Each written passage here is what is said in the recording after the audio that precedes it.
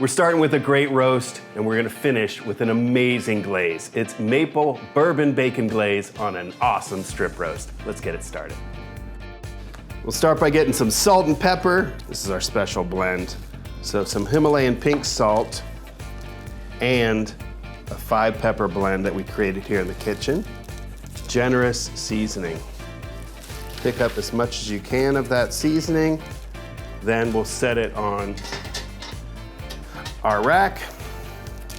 Now, I could go right into the oven with this, but to get the seasoning to penetrate even further, I'm gonna put this in the refrigerator overnight.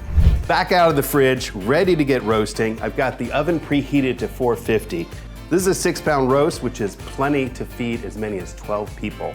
Let's get this in the oven. The initial sear of 450 will get that good crust we want on the outside. After 15 minutes at 450, we're ready to drop the temperature to 325, and that's where we'll sit for the rest of our journey. Just over an hour, 60 to 70 minutes should do it.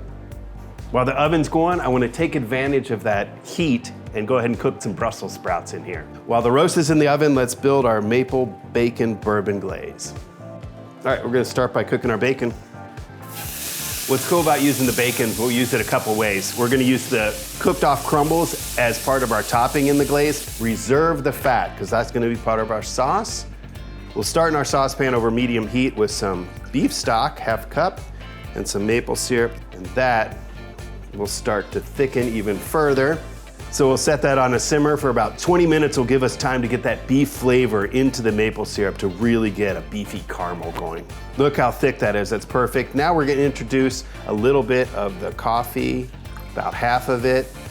Keep that on a simmer. All right, the rest of the coffee can go in. Simmer just a little bit more, and a tablespoon or 2 of our bourbon. If you've got an open flame, be careful. Do this away from your open flame and add the alcohol so that you don't flambe your face. Reduce a little bit more to cook off some of that alcohol. The bourbon flavor will stay in, don't worry. It'll be awesome. Then we can start whisking in our bacon fat. So we're just slowly adding in the fat, just emulsifying our sauce. That's so it keeps from being separated. Let's get the bacon into that warm glaze. We'll keep that ready for our roast. Giving this roast time to rest is super important. So we've got about 10 minutes here to let this rest before we slice into it. Now, let's see what these slices look like. With a strip roast, I'm looking for about a 1/4 inch, 1/2 inch slice. Looking about a medium doneness will be on the outside, and as we get closer to the center, you'll see some nice medium rare slices.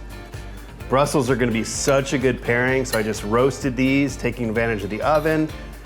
Brussels like bacon too, so load it.